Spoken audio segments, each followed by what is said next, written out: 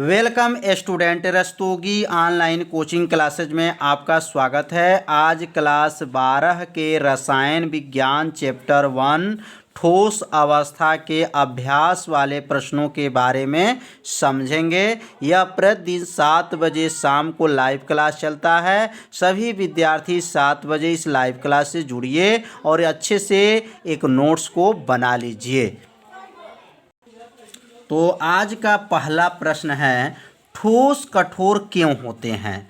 क्या कारण है कि ठोस कठोर क्यों होते हैं? तो इसका उत्तर ध्यान से सुनिएगा और अच्छे से अपने कॉपी में नोट करते चलिएगा। तो इसका उत्तर होगा, ठोसों के कणों के बीच में अत्यधिक अंतरा अणुक आकर्षण बल होता है, जिस कारण वे क्या होते हैं? कठोर होते हैं। ठोस के अंदर अंतरा अणुक जो आकर्षण बल होते हैं वो क्या होते हैं? अधिक होते हैं, जिसके कारण ठोस क्या होते हैं? कठोर होते हैं। अब समझ में आ गया होगा कि ठोस कठोर क्यों होते हैं। तो इसका उत्तर अपने कॉपी में नोट कर लीजिए। अब दूसरा प्रश्न है, ठोसों का आयतन निश्चित क्यों होता है? अब ठोसों को जो आयतन होता है वो निश्चित क्यों होता है? तो इसका उत्तर होगा, ठोसों के अणुओं में बहुत कम गतिज ऊर्जा होती है। जो ठोस के जो अणु होते हैं उसमें बहुत कम क्या होता है? गतिज ऊर्जा होती है, जिससे वे अपनी मध्यमान स्थिति के दोनों ओर केवल कंपन कर सकते हैं। इसी कारण ठोसों को आयतन क्या होता है? निश्चित होता है। अर्थात ठोस के अंदर गतिज ऊर्जा का मान क्या होता है? बहुत कम होता है, और जिसके वजह से इनकी जो मध्यमान स्थिति होती हैं, जो दोनों ओर केवल कंपन कर सकते हैं। दोनों क्या कर सकते हैं? केवल कंपन कर सकते हैं। इसी कारण ठोसों को आयतन क्या होता है? निश्चित होता है। तो अपने कॉपी में इसे उत्तर को क्या करिए? नोट करते चलिए। अब हम प्रश्न नंबर 3 समझेंगे। निम्नलिखित को अक्रिस्टलीय तथा क्रिस्टलीय ठोसों में वर्गीकृत कीजिए। तो यहाँ पे कुछ केमिकल के नाम रखे गए हैं, पदार्थ के नाम रखे गए हैं, तत्वों के नाम रखे गए हैं।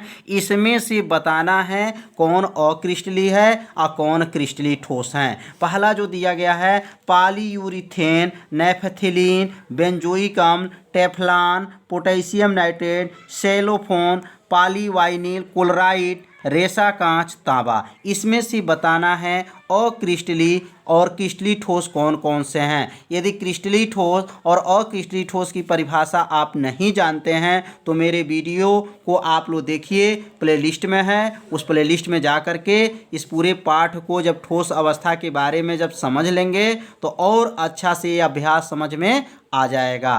तो यहाँ पे अब लिखेंगे अक्रिस्टलीय ठोस कौन कौन होते हैं। तो पॉलीयूरिथेन जो होते हैं अक्रिस्टलीय में आते हैं, टेफ्लॉन आते हैं, सेलोफोन आते हैं, पॉलीवाइनिल क्लोराइड आते हैं और रेशा कांच आते हैं अक्रिस्टलीय ठोस में। अब हम लोग पढ़ेंगे क्रिस्टलीय ठोस क्या है। तो क्रिस्टलीय ठोस में कौन कौन होते हैं? तो नेपथलीन आते हैं, बेंजोइक अम्ल आते हैं, पोटेशियम नाइट्रेट आते हैं और तांबा आते हैं। ये क्या हैं? तो क्रिस्टलीय ठोस में आते हैं। दोनों का अगर परिभाषा नहीं जानते हैं तो मेरे वीडियो प्लेलिस्ट में जा कर के वहाँ से देख लीजिए। पूरे पाठ को अच्छे से समझाया गया है। 11 भाग का वीडियो अपलोड है, वहाँ से जाके एक बार ज़रूर देखिए। अब अगला प्रश्न है, कांच को अतिशीतित द्रव क्यों माना जाता है? कांच को अतिशीतित द्रव क्यों माना जाता है? तो एक एक लाइन को अच्छे से समझेंगे। कांच एक अक्रिस्टलीय पदार्थ होता है। कांच अक्रिस्टलीय पदार्थ होता है। कांच क्या होता है? अक्रिस्टलीय पदार्थ होता है, जिसमें द्रवों की तरह बहने का गुण पाया जाता है। यद्यपि यह गुण कांच में बहुत ही क्या होता है? कम होता है। माने बहने का जो गुण होता है वह क्या होता है? कांच के अंदर बहुत कम होता है। इसलिए कांच को अतिशीतित द्रव कहा जाता है। तो समझ में आ गया होगा कि कांच में बहने का गुण नहीं पाया जाता है, बहुत कम होता है, इसलिए क्या है? अतिशीतित द्रव कहा जाता है। अब अगला प्रश्न समझेंगे। तो अगला प्रश्न है, एक ठोस के अपवर्तनांक का सभी दिशाओं में समान प्रेक्षित होता है। इस ठोस की प्रकृति पर टिप्पणी कीजिए। क्या यह विदलन गुण प्रदर्शित करेगा? तो एक ठोस है और उस ठोस का जो अपवर्तनांक जो है सभी दिशाओं में समान रूप से क्या है, प्रेक्षित होता है। तो यहाँ लिखेंगे चूंकि ठोस के अपवर्तनांक का मान सभी दिशाओं में समान है, अतः यह समदैशिक प्रकृति का है। तो ध्यान दीजिए, समदैशिक का अर्थ हो गया जिसका अपवर्तनांक का मान सभी दिशाओं में समान होता है, उसे समदैशिक कहते हैं। और सभी अपवर्तनांक का मान सभी दिशाओं में समान नहीं होता है, उसे विषमदैशिक प्रकृति कहते हैं। तो समदैशिक का अर्थ समझ में आ गया होगा कि अपवर्तनांक का मान सभी दिशाओं में क्या हो, समान है, अतः समदैशिक प्रकृति है, अर्थात अक्रिस्टलीय ठोस है। और अक्रिस्टलीय ठोस में विदलन का गुण क्या होता है, प्रदर्शित नहीं करता है। विदलन का गुण का मतलब टुकड़े टुकड़ों में बांटने को ही क्या कहते हैं, विदलन। विदलन का गुण जो है इसमें छोटे छोटे टुकड़ों के रूप में क्या करता है, नहीं प्रदर्शित करता है। तो समझ में आ गया होगा प्रश्न का उत्तर। अपने कॉपी में इसे लिखेंगे तभी जा करके अच्छे से समझ में आएगा। अब अगला जो प्रश्न है, उपस्थित अंतरा आणविक बलों की प्रकृति के आधार पर निम्नलिखित ठोसों को विभिन्न सवर्गों में वर्गीकृत कीजिए। Potassium sulphate, tin, benzene, urea, ammonia, जल, zinc sulphide, graphite, rubidium, argon, silicon carbide. इसको बताना है कि कौन से इसमें आयनिक ठोस है, कौन सहसंयोजक ठोस है, कौन आणविक ठोस है, कौन धात्विक ठोस है, इसको छांटना है इसमें से। तो यदि आप आयनिक ठोस, सहसंयोजक ठोस, आणविक ठोस, धात्विक ठोस नहीं जानते हैं परिभाषा, उदाहरण, तो हमारे प्लेलिस्ट में वीडियो है, वहाँ से जा कर के उस वीडियो को देख सकते हैं। यदि आप प्लेलिस्ट में नहीं जा पाते हैं तो इसके डिस्क्रिप्शन में इस वीडियो का लिंक है, वहाँ से जा कर के भी उस वीडियो को आप लोग देख सकते हैं। अब यहाँ लिखेंगे आयनिक ठोस। आयनिक ठोस में कौन कौन होते हैं? तो पोटेशियम सल्फेट होता है, जिंक सल्फाइड होता है, क्योंकि इसमें क्या होते हैं, आयनिक बंध रहते हैं, इसलिए क्या कहलाते हैं, ये सब आयनिक ठोस कहलाते हैं। कौन कौन है? पोटेशियम सल्फेट है, जिंक सल्फाइड है। तो अगला हम लोग पढ़ेंगे इसमें सहसंयोजक ठोस। तो सहसंयोजक ठोस कौन कौन है? तो ग्रेफाइट है, सिलिकॉन कार्बाइड है, क्योंकि ये क्या है, विशाल सहसंयोजक बंध रखते हैं। जो सहसंयोजक बंध होते हैं कौन कौन है इसमें? ग्रेफाइट है, सिलिकॉन कार्बाइड है, और ये विशाल सहसंयोजक बंध को बनाते हैं, इसलिए इसे क्या कहेंगे, सहसंयोजक ठोस कहते हैं। अब हम लोग जानेंगे आणविक ठोस। इसमें कौन कौन से आणविक ठोस है? तो याद रखिए, आणविक ठोस बेंजीन होता है, यूरिया होता है, अमोनिया होता है, जल होता है, आर्गन होता है, क्योंकि यह सब क्या हैं, आणविक बंध रखते हैं। कौन बंध रखते हैं? आणविक बंध रखते हैं। तो समझ में आ रहा होगा आपको, तभी समझ में आएगा जब इसके परिभाषा आप पहले से जानते हैं, तब तो और अच्छा है। नहीं जानते हैं तो हमारे प्लेलिस्ट में जाकर के 11 वीडियो अपलोड है, वहाँ से इस पाठ का संपूर्ण जानकारी पहले रख लीजिए, तब अभ्यास वाले प्रश्नों को बारे में समझेंगे तो पूरा समझ में आ जाएगा। अब हम जानेंगे धात्विक ठोस। तो धात्विक ठोस कौन है? तो रुबिडियम, टीन, क्योंकि यह क्या हैं, धातु हैं। तो धात्विक ठोस में कौन कौन है? तो रुबिडियम और टीन हैं, क्योंकि यह क्या हैं, धातु में आते हैं, इसलिए धात्विक ठोस कहलाते हैं।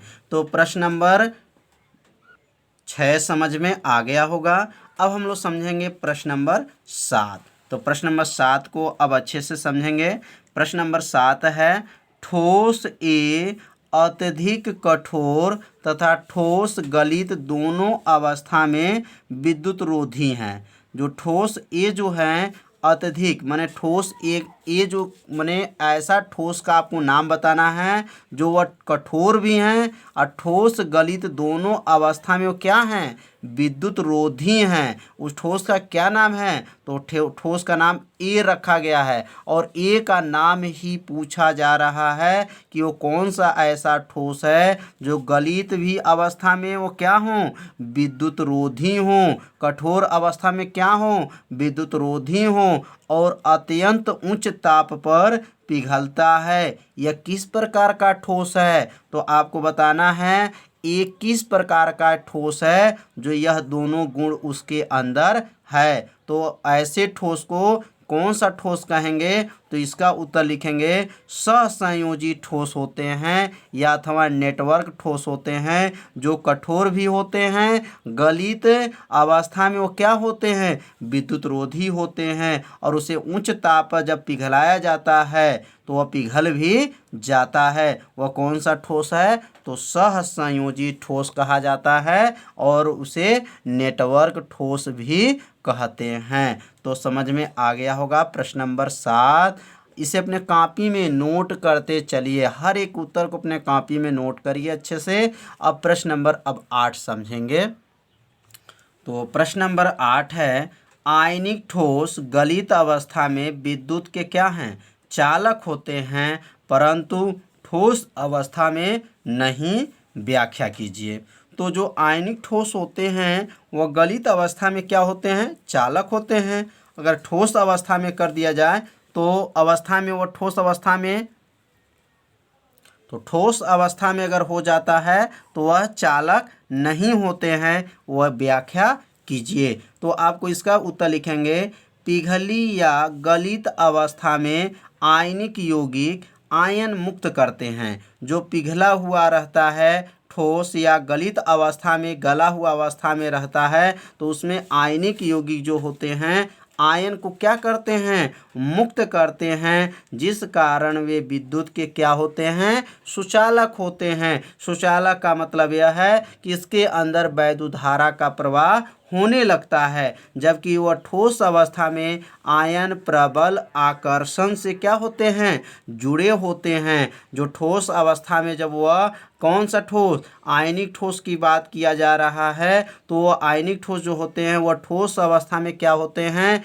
आयन प्रबल आकर्षण से जुड़े होते हैं, जिस कारण वे गति नहीं कर सकते हैं। अर्थात ठोस अवस्था में आयनिक यौगिक विद्युत के कुचालक होते हैं। जो ठोस अवस्था में रहेंगे तो वह विद्युत का कुचालक होते हैं। कुचालक का अर्थ यह है कि उसके अंदर वैद्युत धारा का प्रवाह नहीं होता है। किस अवस्था में वैद्युत धारा का प्रवाह यहाँ पे हो रहा है, तो गलित अवस्था में या पिघली अवस्था में वैद्युत धारा का प्रवाह हो रहा है और ठोस अवस्था में यहाँ पर वैद्युत धारा का प्रवाह नहीं होता है। वह किस ठोस में ऐसा होता है, तो वह ठोस आयनिक ठोस में ऐसा होता है। अब हम लोग पढ़ेंगे प्रश्न नंबर 9। तो प्रश्न नंबर 8 को समझ में आ गया होगा, तो अपने कॉपी में नोट करते चलिए साथ में। और प्रश्न नंबर 9 है, किस प्रकार के ठोस विद्युत चालक आघातवर्ध्यता और तन्य होते हैं। तो किस प्रकार का ऐसा ठोस है जिसके अंदर चालक का गुण भी हो, आघातवर्धनीयता का गुण भी हो और तन्यता का भी गुण हो। तो चालक का मतलब उसके अंदर धारा का प्रवाह होता हो। आघातवर्धनीयता का मतलब कि उसे पीटने पर चादर के नुमा बन जाता हो। तन्य का मतलब उसे पीटने पर तार के नुमा बन जाता हो। तो वह कौन सा ठोस कहलाएगा, तो याद रखिए वह ठोस कौन ठोस होता है, जिसमें चालक का गुण हो, आघातवर्धनीयता हो, तन्यता हो, धन आयन बनाता हो, सब हम अभ्यास में बता चुके हैं। इसलिए आप लोग उस वीडियो को आप लोग पूरा देखिए, बैक में जाइए और प्लेलिस्ट में जाइए और मेरे वीडियो को देखिए। प्लेलिस्ट में 11 भाग का वीडियो अपलोड है। ठोस अवस्था में 11 भाग का वीडियो अपलोड है। उस वीडियो को आप लोग अच्छे से अपने कॉपी में नोट कर लीजिए। तो वह ठोस कौन सा ठोस होता है जिसमें यह गुण पाया जाता है? तो वह धात्विक ठोस होता है। तो उत्तर लिखेंगे विद्युत के चालक, आघात वर्धनीयता और तन्यता का गुण किसमें पाया जाता है? धात्विक ठोसों में पाया जाता है। तो प्रश्न नंबर 9 समझ में आ गया होगा। अब प्रश्न नंबर 10 समझेंगे। जालक बिंदु से आप क्या समझते हैं? यह क्वेश्चन बहुत ही आईएमपी है, क्योंकि यह क्वेश्चन कई साल पेपर में आ चुका है कि जालक बिंदु से आप क्या समझते हैं। तो उसका उत्तर अभ्यास में भी बताया जा चुका है। एक बार और यहाँ पर भी रिवीजन करते हैं। किसी ठोस का जालक बिंदु उस क्रिस्टलीय ठोस के घटक कण के स्थिति को क्या करता है? प्रदर्शित करता है। जो क्रिस्टलीय ठोस होते हैं उनके घटक कण को स्थिति को वह क्या करते हैं? प्रदर्शित करते हैं, जालक बिंदु कहलाते हैं। और यह जो होते हैं अणु आयन या अन्य किसी प्रकार के कण हो सकते हैं। यह जो जालक बिंदु होते हैं जो उनके अणु जो आयन या अन्य किसी प्रकार के वो क्या होते हैं? कण हो सकते हैं। तो जालक बिंदु का मेन आपका जो है क्या प्रदर्शित करते हैं? तो क्रिस्टलीय ठोस के घटक कण को स्थिति को क्या करते हैं? प्रदर्शित करते हैं। तो आज इस भाग में प्रश्न नंबर 1 से लेकर के प्रश्न नंबर 10 तक के सभी प्रश्नों को उत्तर को बताया गया है। कल के वीडियो में 11 से लेकर के आगे के सभी प्रश्नों को हल करके बताया जाएगा। आप लोग प्रतिदिन ये 7 बजे लाइव क्लास शाम को देखिए और वीडियो को अच्छे से